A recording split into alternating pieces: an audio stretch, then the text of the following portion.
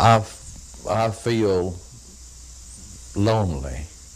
I miss her terribly, but I feel like that she is in the hands of the good Lord, and someday I hope that I shall be able to live a life that we shall meet again.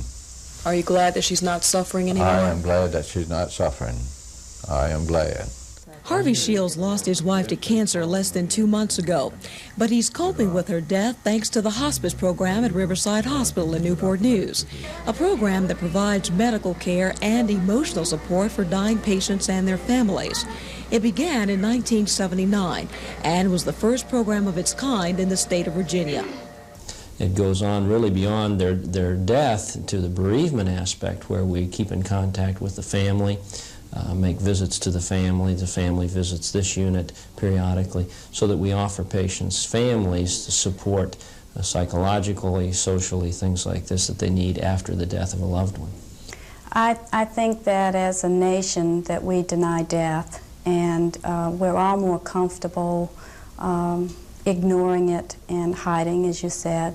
So it's a massive educational process for all of us, beginning with healthcare professionals, and I think hospice has done a good job in helping the community to understand how perhaps there are better ways to deal with death.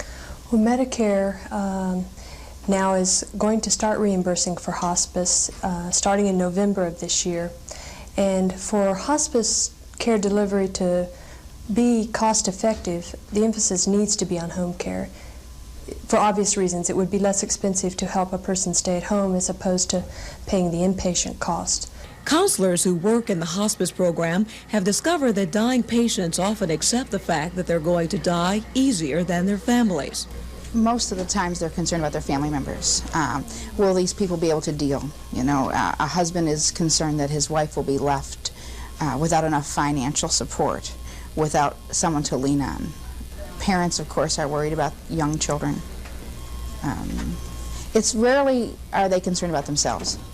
Their concern usually focuses on someone that they care about.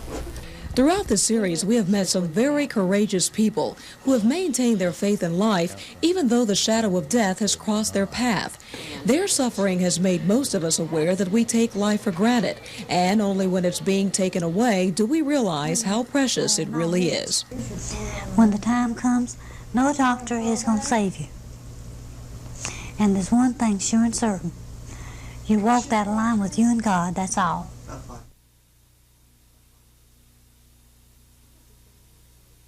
Oh, my sisters had flown in.